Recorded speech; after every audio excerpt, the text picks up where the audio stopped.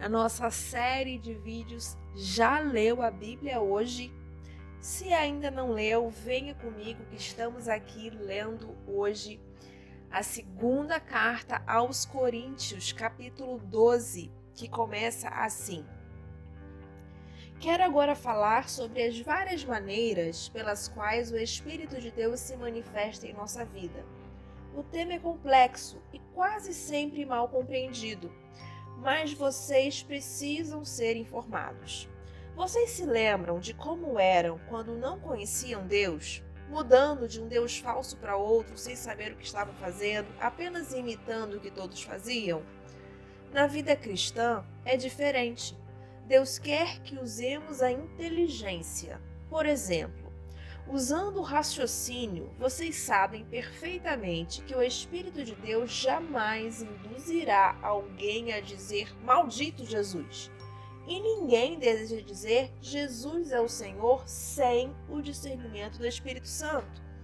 Os dons variados de Deus são distribuídos por toda parte, mas todos têm origem no Espírito de Deus.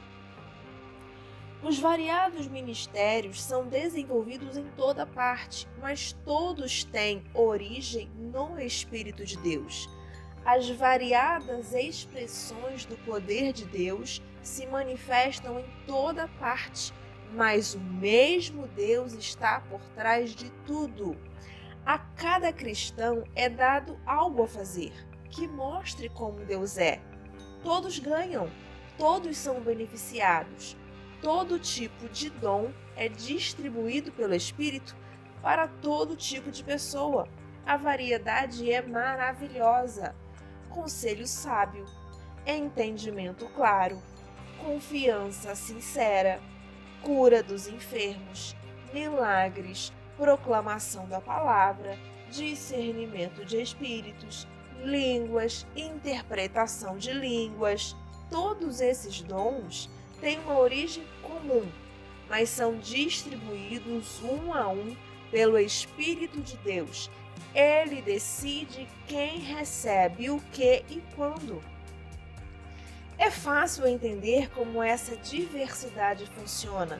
Se olharmos para o corpo humano, nosso corpo está dividido em muitas partes, membros, órgãos, células, mas a despeito de tantas partes, ainda é um corpo. Ocorre o mesmo com Cristo. Por meio de seu Espírito único, dissemos adeus à nossa vida incompleta e sem sentido. Costumávamos tomar decisões de forma independente, mas agora vivemos uma vida plena e integrada, em que Ele tem a palavra final em tudo. É o que proclamamos em palavra e ação quando fomos batizados.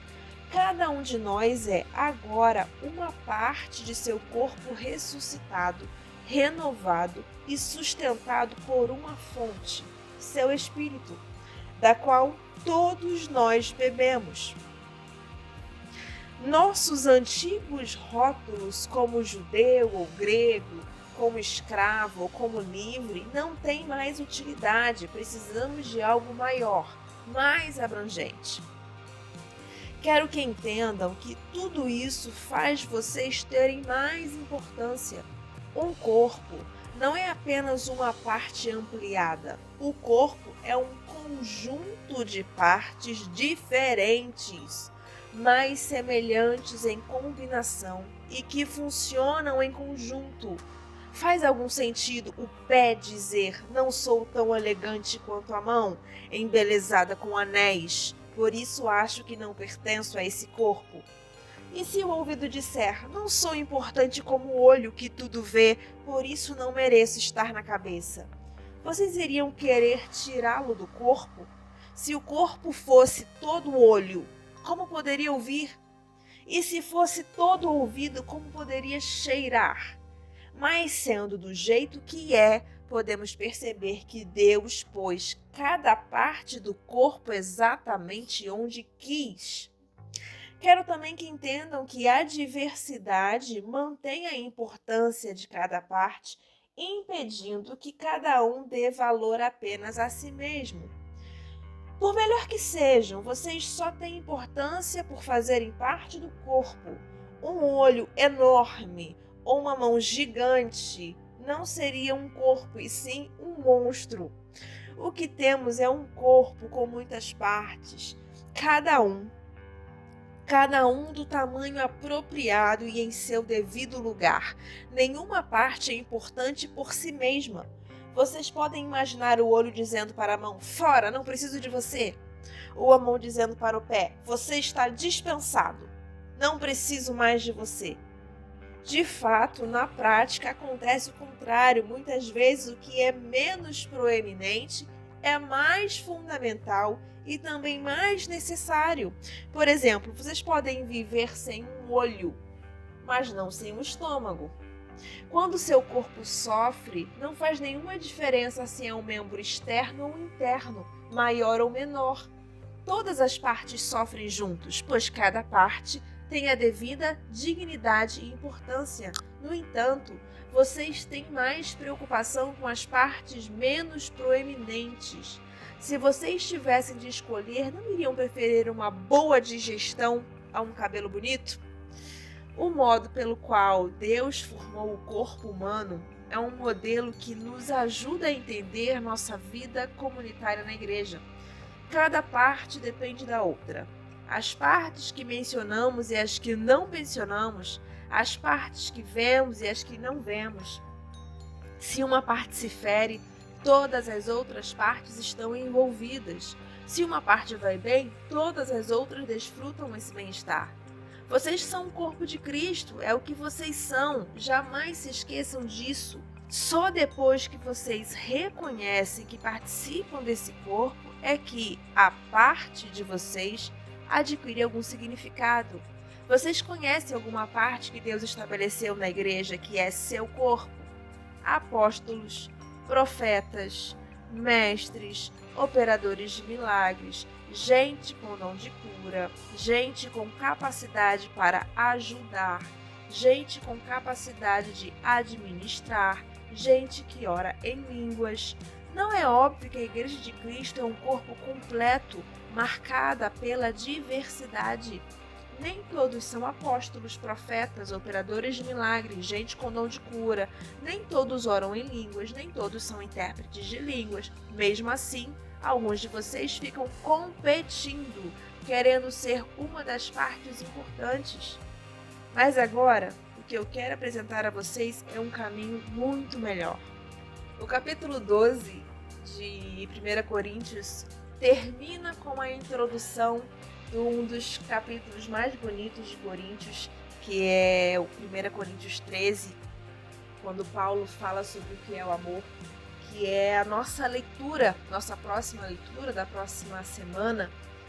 Mas vale ressaltar um pouco aqui do que ele fala no capítulo 12. Interessante que as pessoas da igreja de Corinto, elas agiam de uma maneira muito peculiar quando estavam juntas, né? Parece que ninguém nunca passou por isso. Elas competiam por destaque. Elas queriam um papel de destaque, elas queriam um papel mais importante. Elas queriam se destacar. E ao mesmo tempo que queriam se destacar, queriam também o quê?